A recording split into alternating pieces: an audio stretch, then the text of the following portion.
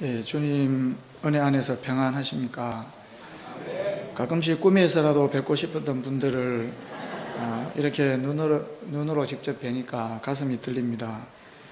이 자리에 서니까 진정이 온 듯한, 부모님을 뵙는 듯한 평안함과 기쁨, 쉼이 있는 것 같아 하나님 앞에 감사드립니다. 저는 이곳에서 전도사, 강도사, 목사로 6년 동안 사역을 하다가 남아공의 한인교회로 갔었고요. 5년 전에 돌아와서 울산교회를 섬기고 있습니다. 저의 후임으로 오셨던 오경석 목사님이 우리 시민교회 분립 개척을 하셨던데요. 저는 2013년부터 울산교회 매곡예배당 분립 개척을 맡아 아주 행복하게 사역하며 지내고 있습니다. 기억해 주시고 불러주시고 또 가정과 사역을 위해서 기도해 주시는 모든 분들께 이 자리를 빌어 진심으로 감사를 드립니다. 조금 전에 읽은 본문에는 노아가 포도주를 마시고 취하여 벌거벗고 있습니다. 노아의 아들 함은 아버지의 벗은 몸을 보고는 밖으로 나가서 두 형제에게 고자질을 하고요. 셈과 야벳은 아버지의 허물을 덮어준 듯 했지만 아버지를 무시한 함의 행동은 덮어주지 못했던 것 같습니다. 술에서 깨어난 이 노아는 함의 행동을 듣고 저주를 하는데요. 술에서 덜 깨었는지 함이 아니라 함의 아들을 가나안을 저주해버립니다. 25절입니다.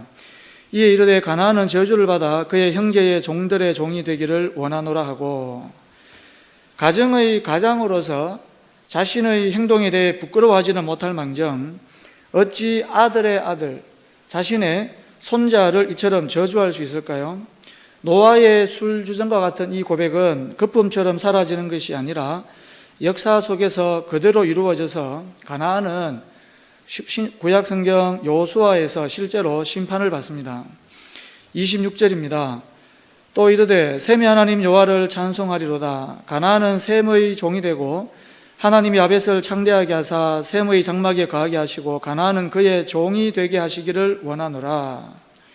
안타깝게도 셈을 황인종의 조상으로, 야벳을 백인들의 조상으로, 함과 가나안을 흑인들의 조상으로 이해하는 경우가 많습니다. 제가 살았던 남아프리카 공화국은 백인들이 흑인들을 탄압했던 대표적인 나라 중에 하나인데요.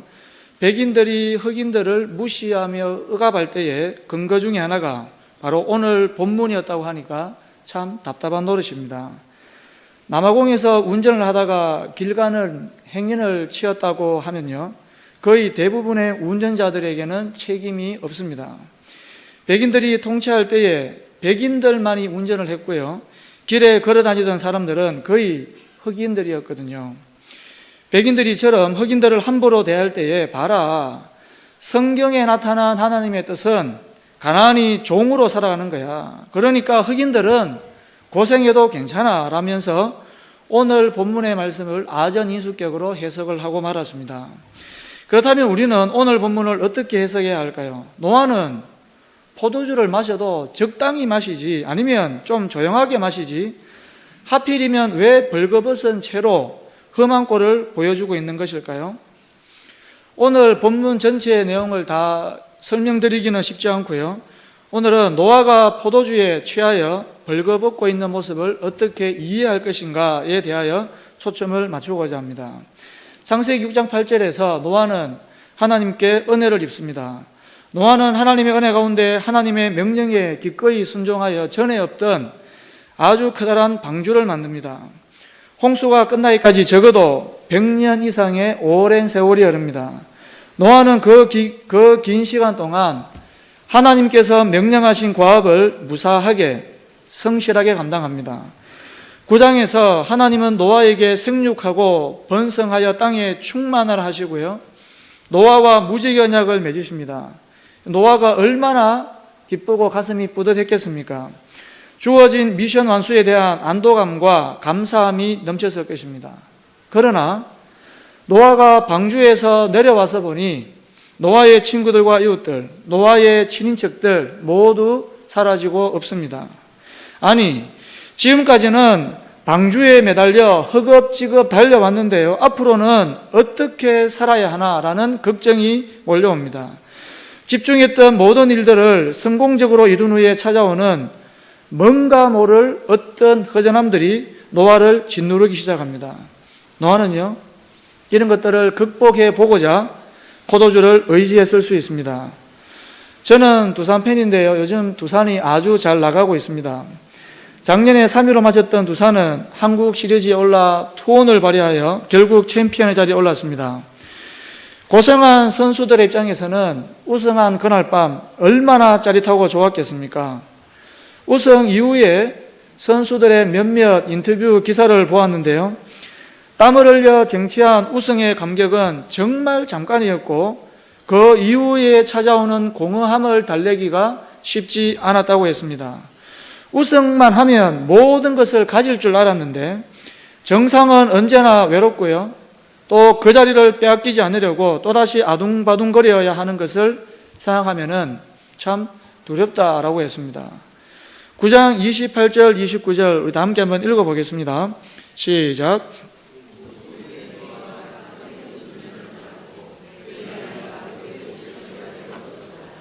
그럼 950세라고 하면 사실 감이 잘 오지 않습니다. 동그라미 하나를 빼면 95세입니다. 노아가 95세에 죽었다라고 만약에 한다면 홍수가 끝났을 때에는요 600세, 그러니까 오늘날의 개념으로 계산을 하면 약 60세 정도의 나이가 됩니다. 오늘 헌신 예배를 드리는 가이오 3남전도회 회원분들과 노아의 입장이 여러 면에서 비슷하다고 볼 수 있습니다. 어저께 월요일 새벽 기도회 전에 60세 된 남편을 둔 권사님을 배웠습니다. 권사님, 이 집사님 잘 계세요? 라고 안부를 여쭈니까요, 목사님, 현대중공업이 요즘에 무척이나 어려운데 남편이 회사에서 그 부서에서 나이가 제일 많대요. 회사 눈치가 보여서 올 연말에는 아마도 자진해서 사표를 내어야 할 것 같아요 라면서 안타까워하셨습니다. 권사님의 그 남편 집사님은 지난주까지만 해도 사우디와 쿠웨이트에 파견 근무를 받아서 가족들과 헤어져 회사를 위해 최선을 다해 일을 했습니다. 현대중공업이라는 세계적인 회사에서 평생을 몸담았는데요, 이제는 회사에서 나와야만 하는, 어찌 보면 실컷 사용을 당하고 때가 되기 전에 버려져야 하는 처지로서의 안타까움과 답답함, 두려움이 있지 않았겠습니까? 자녀들에게 말로 표현도 못합니다. 노아는 홍수 이후에 350년, 즉 인생의 3분의 1을 더 살아갑니다. 감사하기도 했지만 홍수 이후, 은퇴 이후의 삶이 생각보다 너무나 길어서 참 많이 당황했을 수도 있습니다. 지난 주일 오후에 주일 전도팀과 제자반 학생들이 아파트 경로당으로 흩어져 전도를 나갔었습니다. 따스한 햇볕을 맞으면서 6분의 어르신들이 10원짜리 고스톱을 치고 계셨는데요, 교회에서 준비해간 부침개를 구워서 대접해 드리면서 이런저런 이야기를 나누었습니다. 84살의 할머니의 말씀입니다. 어이 젊은이들, 나이든 어른들에게 오래 사세요라는 인사말 하지 마 라고 하시는 겁니다. 제가 너무 놀라서, 아니 왜요 할머니? 라고 하니까요, 이 나이 되어봐 죽지 않고 오래 사는 것도 두렵고 힘들 때가 있어. 그러니 오래 살라고 하지 말고 나이든 어른들을 만났을 때에는 건강하게 사세요라는 인사만 하는 게 좋아라고 하셨습니다. 할머니의 말씀에 가슴이 짠해지면서 아, 맞구나 싶었습니다. 홍수 심판, 아주 큰 대업을 이룬 인생의 절정기를 지난 노아는요, 앞으로 다가올 하루하루를 어떻게 살아야 하는가라는 답답함을 달래기 위해서 포도주를 의지했을 수 있습니다. 노아가 포도주에 취하여 벌벗고 있는 모습의 상황을 그려보면요, 아마도 포도주를 마실 때에 자녀들이 함께 그 자리에 하지 않은 것 같습니다. 옆에 함께 있어야 할 노아의 사모님 없었을 것 같다는 추측이 듭니다. 특히 노아의 부인의 흔적이 오늘 본문에 나타나지 않습니다. 왜 그럴까요? 물론 저의 상상력입니다. 노아의 사모님은 오랜 세월로 인하여 영감님에 대한 사랑의 마음이 조금씩 식어져 갔을 수 있습니다. 남편을 보니 청년 때의 그 멋있던 모습은 온데간데 없고요, 점점 약해져 갑니다. 그렇게 당당하더니만 이제는 모든 일에 자신감을 잃어갑니다. 노아의 사모님, 포도주를 홀짝홀짝 마시는 남편의 모습을 지켜보다가 더 이상 보기 싫어서 문을 박차고 그 자리를 피했다라고 볼 수 있습니다. 울산교회 앞에 가면 역전시장이 있는데요. 그곳에는 추운 바람이 불거나 쉬없이 땀을 닦아내어야 하는 무더위 속에서도 파, 마늘, 깻잎, 상추 등을 다듬어 길에 놓고 파시는 분들이 계십니다. 거의 100% 여자분들입니다. 시장 바닥에서 불굴의 의지로 자리를 지키는 그분들의 모습을 보니까요, 여자는 약하지만 엄마와 아내는 정말 강하구나 싶었습니다. 연약해져가는 남편과 달리 더욱더 강한 아내와 엄마가 되기 위한 노아 사모님의 노력은 계속됩니다. 활기찬 중년을 보내기 위해서 알록달록한 등산복을 해서 등산을 가고요, 치마 휘바람을 날리면서 화장품을 구입하러 가셨거나 아니면 목이 좋은 땅을 보러 부동산에 들렀을 수도 있습니다. 이도 저도 아니면요, 별난 남편과 참 오래 살다가 노아 홍수라는 엄청난 일들 속에서 스트레스를 많이 받으셔서 몸조 알아 눕고 계실 수도 있습니다. 여러 가지 추측과 상상들을 뒤로하고 이제 말씀으로 돌아가 보겠습니다. 자, 오늘 본문 20절입니다. 노아가 농사를 시작하여 포도나무를 심었더니, 노아 홍수 이후에 산입에 거무줄 수 없음을 알았던 노아는요, 가족들과 함께 먹고 살기 위해서 농사를 시작하며 포도나무를 심습니다. 그러나 성경 원어에 보면 포도나무가 아니라 포도원을 심었다라고 되어 있습니다. 영어 성경에는 대부분 포도원으로 번역이 되어 있습니다. 그런데 포도원을 심었다라고 하면 뭔가 어색하지 않습니까? 그래서 우리말 성경에는 그냥 포도나무를 심었다라고 바꾸어 번역을 했습니다. 이렇게 노아는 포도원을 가꾸면서 경작하며 살아가는데요, 포도원과 참 비슷한 또 다른 동산을 정성스럽게 가꾸셨던 분이 계십니다.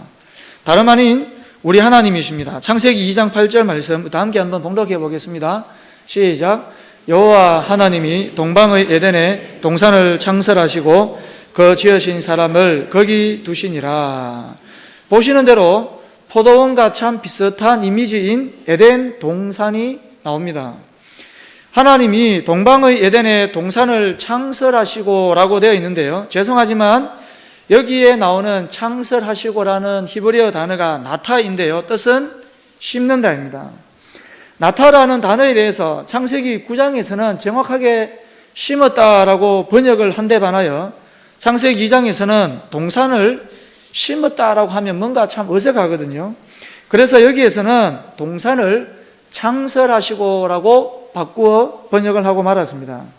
자, 갑자기 이제 복잡해지면 안 되는데요, 쉽게 말해서 하나님이 창세기 2장에서 에덴 동산을 심으신 것처럼 노아는 창세기 9장에서 포도원을 심고 경작하며 가꾸어 갑니다. 9장 21절입니다. 포도주를 마시고 취하여 그 장막 안에서 벌거벗은지라. 생각해 보십시오. 농부가 포도원을 가꾸어서 자신의 밭에서 난 포도로 포도주를 담가서 먹는 것 나쁜 일일까요? 그렇지 않습니다. 게다가 예수님 시대에도 그랬지만 이스라엘의 중요한 잔치에 있어서 없어서 아니 될 음료가 바로 포도주였습니다. 이처럼 노아는 너무나 정상적인 상황에서 포도주를 마셨고요, 그 다음 취하였는데요, 여기에 취하였다라는 동사가 다른 곳에서 어떻게 번역이 되어 있는지 살펴보겠습니다. 창세기 43장 34절입니다. PPT에 있는데 우리 함께 읽어보겠습니다. 시작. 요셉이 자기 음식을 그들에게 주되 베냐민에게는 5배나 주매 그들이 마시며 요셉과 함께 즐거워하였더라. 참으로 오랜만에 만난 형제들이 음식을 먹고 즐거워합니다. 여기 나오는 즐거워하였더라라는 히브리어 단어가 오늘 본문 9절에서는요, 조금은 아쉽게도 취하였다라고 번역이 되어 있습니다.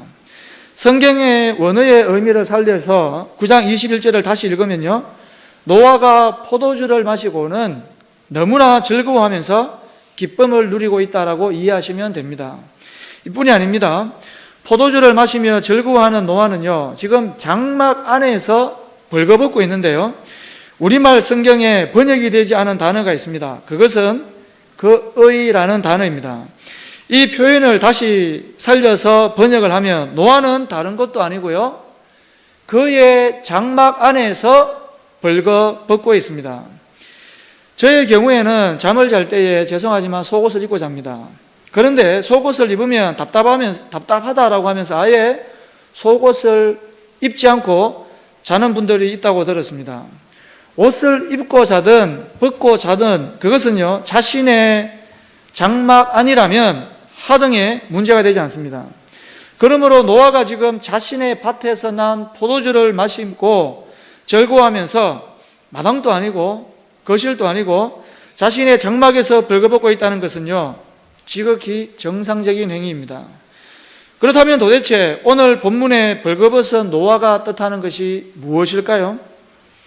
노아가 포도원을 심었다라는 표현에 대해서 창세기 2장의 에덴 동산과 연결하여 생각해 보았는데요, 창세기에서 벌거벗은 사람은 노아 외에 창세기 2장에 아담과 하와가 있습니다. 창세기 2장 25절입니다. 다 함께 읽어보겠습니다. 시작. 아담과 그의 아내 두 사람이 벌거벗었으나 부끄러워하지 아니하니라. 제가 결혼하기 전에 피 끓는 청년 시절에 이 본문을 대할 때마다 참 의아했습니다. 창세기 3장부터는 아담과 하와가 선악과를 따먹고 죄를 짓습니다. 창세기 1장과 2장이 성경 전체에서 정말 중요한데요, 이렇게 중요한 2장의 끝마무리에 왜 느닷없이 아담과 하와가 벌거벗은 이야기가 등장하는 것입니까? 근데요, 이 내용은요, 청년들 괜히 열받으라라고 해서 기록된 것이 아닙니다. 창세기 1장에서 천지를 창조하신 하나님께서 노아의 홍수를 통하여 새로운 세상을 창조하셨습니다. 6일 동안의 창조 이후에 7일째에 하나님께서 안식하신 것처럼 아담과 하와는 벌거벗었으나 부끄러워하지 않으면서 최고의 안식과 행복을 그의 장막에서 누리고 있습니다. 마찬가지로 창세기 5장 28절에 보시면요, 노아의 아버지 라멕이 아들의 이름을 노아다라고 하면서 이름을 짓는데, 이 노아라는 이름의 뜻이 바로 안위, 안식임을 알 수 있습니다. 지금 노아도 아담과 하와처럼 포도주로 즐거워하면서 벌거벗은 채로 주님께서 주시는 안식을 그의 장막에서 누리고 있습니다. 여러분, 이스라엘의 역사 속에서 가장 평안한 때는 다윗 왕과 솔로몬이 다스리던 때인데요, 성경의 저자는 이스라엘의 하이라이트의 장면을 열왕기상 4장 25절에서 이렇게 묘사합니다. 제가 읽어보겠습니다. 솔로몬이 사는 동안에 유다와 이스라엘이 단에서부터 부엘세바에 이르기까지 각기 포도나무 아래와 무화과나무 아래에서 평안히 살았더라. 죄송하지만 PPT 그대로 두시면 좋겠어요. 영상은 안 하셔도 될 것 같습니다. 너무 부끄럽네요. 이스라엘 백성들이 화려한 성전에서 그리고 안락한 아파트에서 평안히 살았다라고 하지 않고요, 포도나무 아래와 무화과나무 아래에서 평안히 살았다, 안식을 누렸다라고 표현합니다. 이는 하나님께서 허락해 주신 평화와 번영을 뜻합니다. 가끔씩 자유주의 신학자들이 이런 주장을 하기도 합니다. 예수님께서 포도주로 자신을 기념하라고 하셨는데 한국적 상황이었다면 포도주가 아니라 막걸리로 자신을 기념하라고 했었을 것이다 라고요. 그러면서 한국인들은 한국인의 정서를 살려서 성찬식 때에 막걸리를 마셔야 한다라고 주장하기도 합니다. 우리가 성찬식 할 때에 매실주도 아니고 왜 꼭 포도주로 성찬식을 하는 걸까요? 그것은 신구약 성경에서 포도주는 하나님께서 우리를 위하여 친히 이루어 주시고 친히 베풀어 주신 구원의 잔치와 안식을 보여주기 때문입니다. 안식과 관련된 부분을 다루는 말씀이 히브리서 4장에 나옵니다. 우리 한번 찾아보겠습니다. 히브리서 4장 1절 신약성경 356페이지입니다. 자, 찾으신 분 찾으시고 앞에 PPT가 있는데요, 356페이지 히브리서 4장 1절 다 함께 한번 봉독해 보겠습니다. 시작. 그러므로 우리는 두려워할지니 그의 안식에 들어갈 약속이 남아 있을지라도 너희 중에는 혹 이르지 못할 자가 있을까 함이라. 두려워하라라고 말씀하십니다. 앞으로 자녀들이 어떻게 될까? 노후 어떻게 준비해야 할 것인가에 대해 두려워하라라가 아니고요, 주님의 안식에 들어갈 약속이 남아 있을지라도 이르지 못할 자가 있을 거니까 두려워하라라고 말씀하십니다. 4장 1절 앞에 있는 3장 18절 말씀입니다. 또 하나님이 누구에게 맹세하사 그의 안식에 들어오지 못하리라 하였느냐? 곧 순종하지 아니하던 자들에게가 아니냐.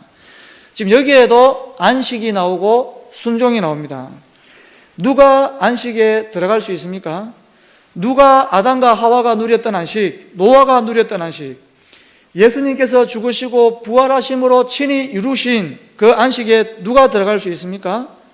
다름이 아니라 순종하는 사람, 하나님의 말씀에 순종하는 분들만이 하나님의 안식에 들어갈 수 있습니다.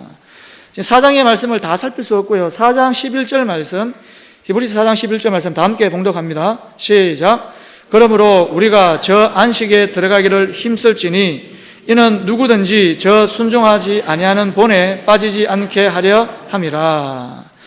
말씀에 순종하면서 저 안식에 들어가기를 힘쓰라라고 계속 말씀합니다. 그럼 여기에서 나오는 안식이 우리가 천국에 가서 누릴 그 안식을 뜻하는 것일까요? 그 다음 구절의 말씀 다 함께 한번 봉독해 보겠습니다. 시작.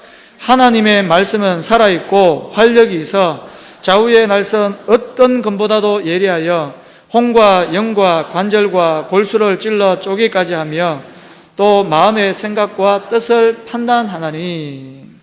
여러분, 안식 이야기를 사장에서 쭉 하다가 갑자기 하나님의 말씀에 관한 이야기가 나오는데요, 이는 안식이 하나님의 말씀에 순종할 때에 우리에게 이루어지기 때문입니다. 하나님의 말씀에 순종할 때에 우리의 혼과 영과 관절과 골수와 생각이 다 쪼개어지고요, 하나님의 말씀으로 판단을 받습니다. 그 다음 구절 13절입니다.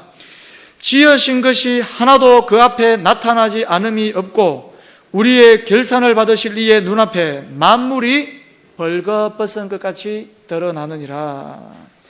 여기 마지막에 벌거벗은 것 같이 드러나느니라고 되어 있는데요, 아담과 하와가 에덴 동산에서 벌거벗음으로 누렸던 안식, 노아가 포도원을 가꿈으로 벌거벗은 채 누렸던 안식과 기쁨의 실체는요, 다름 아니라 하나님의 말씀에 대한 순종이었습니다. 하나님의 말씀에 순종함으로 아담과 하와가 벌거벗어도 부끄러워하지 않았던 것처럼 하나님의 말씀을 읽고 묵상할 때에, 순종할 때에 우리의 잘못된 생각과 우리의 어그러진 뜻, 우리의 혼과 영과 우리의 실수와 연약함이 모두 벌거벗은 채로 드러나게 됩니다. 하나님의 말씀 앞에서 벌거벗은 것처럼 되었을 때에 수치와 부끄러움을 느끼는 것이 아니고요, 하나님의 말씀의 은혜로 우리는 이 땅 위에서 정말 참된 안식을 누리게 되는 것입니다. 노아의 벌거벗음에 대해, 노아가 누리는 안식에 대해서 그의 아들 함이 정말 우습게 여기며 조롱을 했는데요, 오늘 또 마찬가지입니다. 아니, 편하게 쉬는 주일에 왜 힘들게 교회 가서 봉사하고 예배를 드리느냐, 이 좋은 날 소풍에 나가고 차라리 야구장에 가서 마음껏 쉬는 게 좋지 않겠느냐. 그게 뭐냐. 과학과 경제가 이처럼 발달한 이 시대에 아직도 고리타분하게 하나님의 말씀을 붙들고 있느냐. 조롱하는 이들은요, 안타깝지만 언젠가는 가나안처럼 하나님의 심판을 받게 될 것입니다. 저는 올해 교회에서 공부할 수 있는 기회를 주셔서 주중에는 경기도 고양에 있는 에스라 성경대학원대학교에서 공부를 하고 있습니다. 월요일에 올라와서 금요일에 울산으로 내려가서 주일 사역을 하는데요, 매주 울산과 서울을 왔다 갔다 하면서 비행기, 기차, 버스, 지하철을 많이 이용합니다.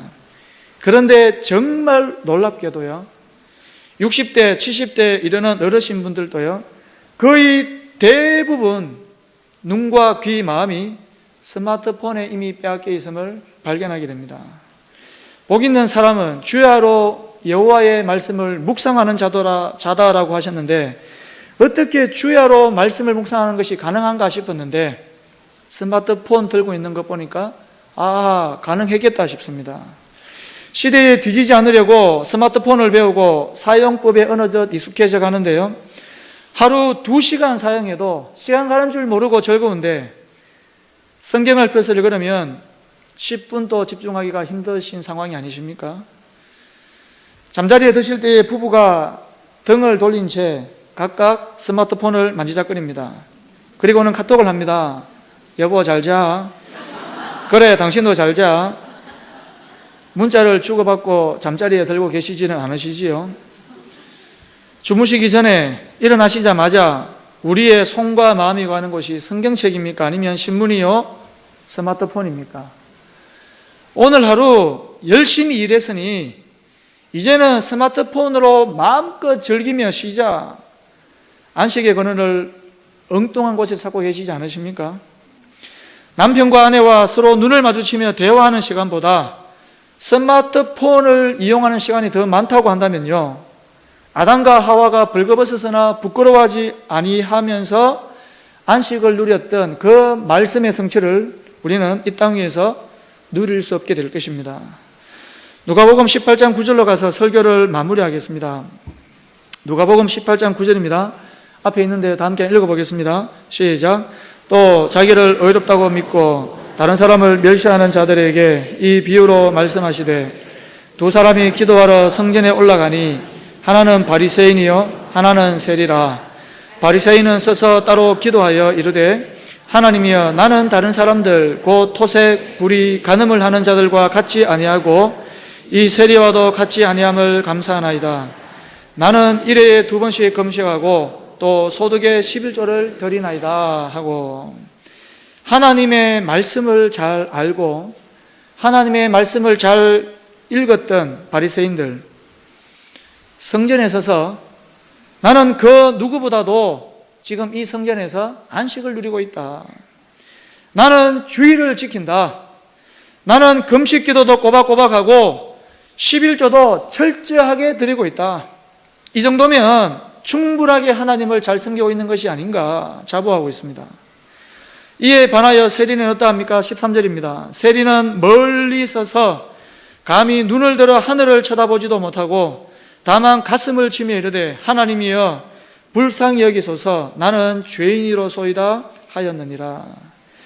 하나님의 말씀대로 살아가지 못하는 자신이 죄인임을 고백하면서 지금 가슴을 치고 있습니다. 히브리스의 표현에 의하면요, 하나님의 말씀 앞에서 그의 홍과 영과 관절과 골수가 지금 찔러 쪼개어지고 있습니다. 말씀 앞에서 죽어있는 자신을 발견한 이 세리의 고백, 무엇입니까? 불쌍히 여겨 주십시오입니다.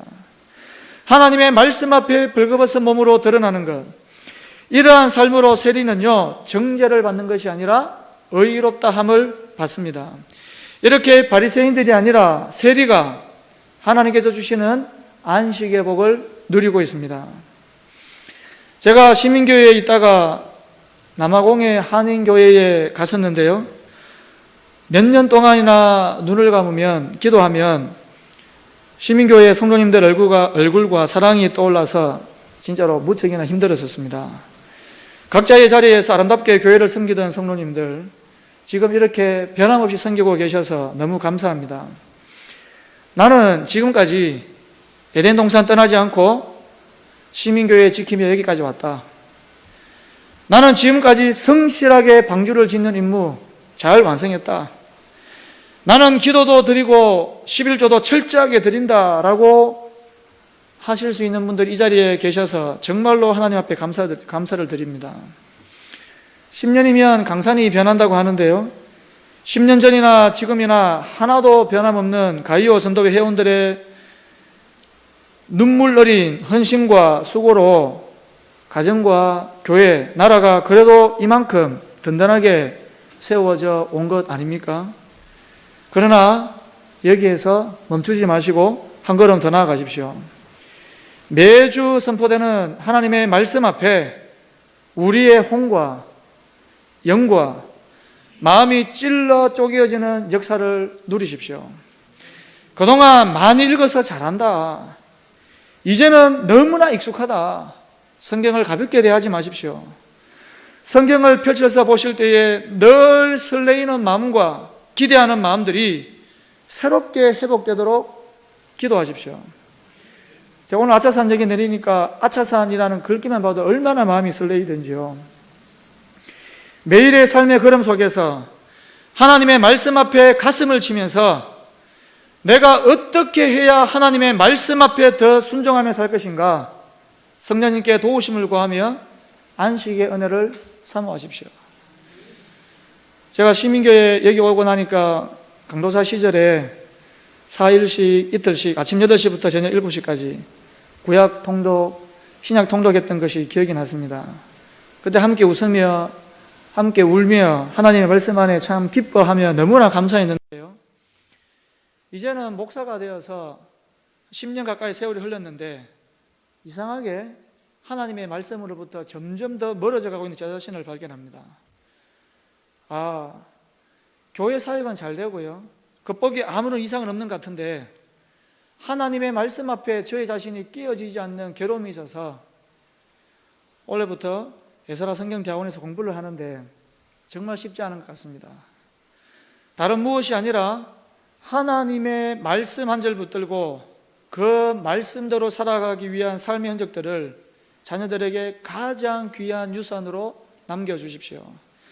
살아있고 운동력 있는 하나님의 말씀에 순종하면서 안식을 누리는 가운데에 가정과 교회, 우리의 모든 삶의 터전들을 더욱더 굳건하게 세워가는 가이오 3남전도의 회원들과 주의 모든 백성들 되시기를 주님의 이름으로 축원합니다.